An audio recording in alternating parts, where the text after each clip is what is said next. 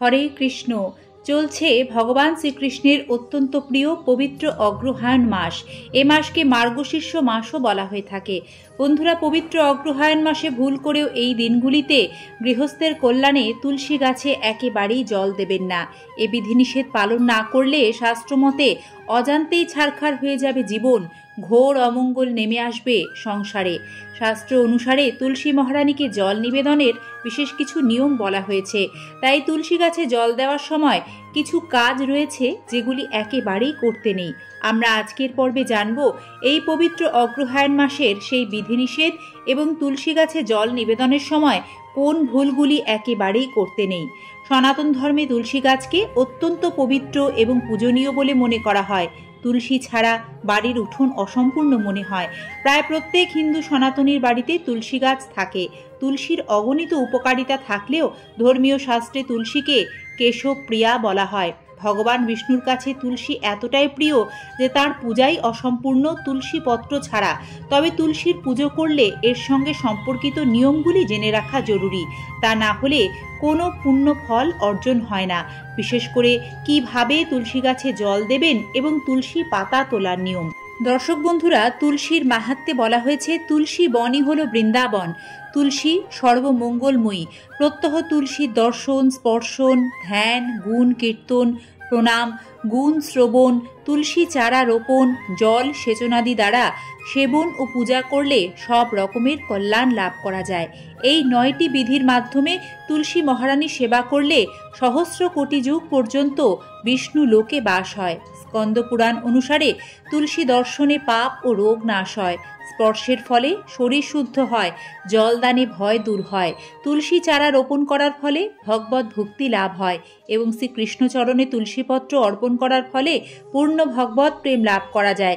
সেই তুলসী দেবীর শ্রীচরণে সশ্রদ্ধ প্রণতি নিবেদন করে এই বিধিনিষেধগুলি একে একে আপনাদের জানাচ্ছি। বন্ধুরা, ধর্মীয় বিশ্বাস অনুসারে তুলসী গাছে জল দেওয়ার সবচেয়ে উপযুক্ত সময় হলো সূর্যোদয়ের সময়। এমনটা মানা হয় যে সূর্যোদয়ের সময় তুলসী গাছে জল দিলে বিশেষ উপকার পাওয়া যায় এবং সকল রকম সমস্যা থেকে মুক্তি পাওয়া যায়। তুলসী দেবী সম্পর্কে পৌরাণিক যে কাহিনী পাওয়া যায় সেখানে জানা যায় তিনি ছিলেন শ্রী রাধিকার প্রিয় সখী বৃন্দা। শাপগ্রস্ত হয়ে তার মানবী রূপে ধরাধামে আগমন। অন্যদিকে কৃষ্ণ সখা সুদামা পৃথিবীতে জন্মগ্রহণ করেন শঙ্খচূড় নামে। শঙ্খচূড় তুলসীর পৌরাণিক এই গল্প থেকেই তুলসী পূজার গোড়ার কথা জানা যায়। অপরাজেয় শঙ্খচূড়কে হারাতে শ্রী নারায়ণ শঙ্খচূড়ের রূপ ধরে তুলসী দেবীর সতীত্ব হরণ করেন। এই ঘটনায় পরাজিত হয়ে মৃত্যু হয় শঙ্খচূড়ের, আর তুলসী দেবীর শাপে শিলায় পরিণত হন স্বয়ং শ্রী নারায়ণ। আবার নারায়ণের আশীর্বাদেই কেবলমাত্র তাঁর চরণেই অর্পণ করা যায় তুলসী পাতা।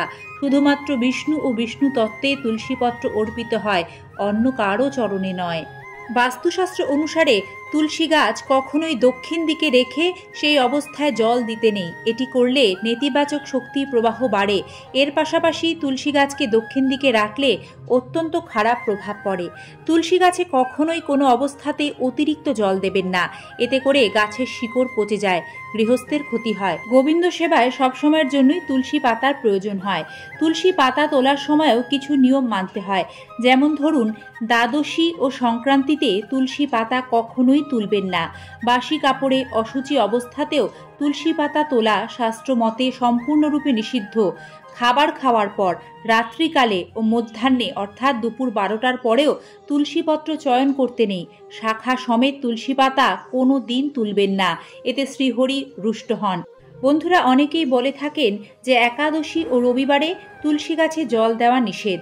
তবে হরিভক্তি বিলাস মতে প্রতিদিন সকালে স্নান সেরে শুদ্ধ বস্ত্রে নিয়ম করে তুলসী গাছে জল দিতে হয়।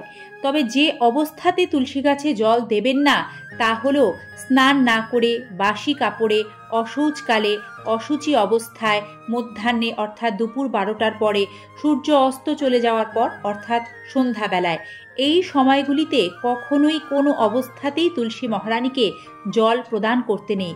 তাছাড়া আপনারা প্রতিদিনই সকালে স্নান সেরে শুদ্ধভাবে তুলসী মহারানীকে ভক্তি ভরে জল প্রদান করলে মহা পুণ্য ফল অর্জন করবেন। তুলসী গাছ সব সময় বাড়ির উত্তর পূর্ব দিকে রাখবেন। সন্ধ্যার পর তুলসী গাছ আর স্পর্শ করবেন না। নিয়ম মেনে ধূপ দ্বীপ দেখিয়ে তুলসী মহারানীর পূজা সেবা করবেন। তুলসী গাছের চারপাশে কোনো রকম ময়লাও যাতে না থাকে সেটি প্রতিদিন নিশ্চিত করবেন। বন্ধুরা, নির্দিষ্ট নিয়মে এইভাবে প্রতিদিন তুলসী দেবীকে জল প্রদান করে তাকে প্রদক্ষিণ করলে সমস্ত পাপ তুলসী দেবী হরণ করেন। এমনকি ব্রহ্মহত্যার পাপও তুলসী দেবীকে প্রদক্ষিণ করায় বিনষ্ট হয়ে যায়। জন্ম জন্মান্তরের সমস্ত কষ্ট তুলসী দেবী হরণ করেন। ভগবান শ্রীহরির তিনি অতি প্রিয়, তাই আমাদের সকলের কর্তব্য তুলসী দেবীর সেবা করা, শ্রীকৃষ্ণের ভক্তি লাভ করা। তুলসী দেবীর সেবা ব্যতীত কৃষ্ণ ভক্তি লাভ হয় না। জয় তুলসী দেবীর জয়। জয় শ্রীকৃষ্ণ। রাধে রাধে। শ্রীকৃষ্ণ কৃপায় সকলের মঙ্গল হোক, এই প্রার্থনা চিরন্তন। সকলকে ধন্যবাদ পর্বটি সম্পূর্ণ দেখার জন্য। ভালো থাকবেন, সাথে থাকবেন। আজকের পর্ব এখানেই শেষ করছি। ধন্যবাদ। নমস্কার।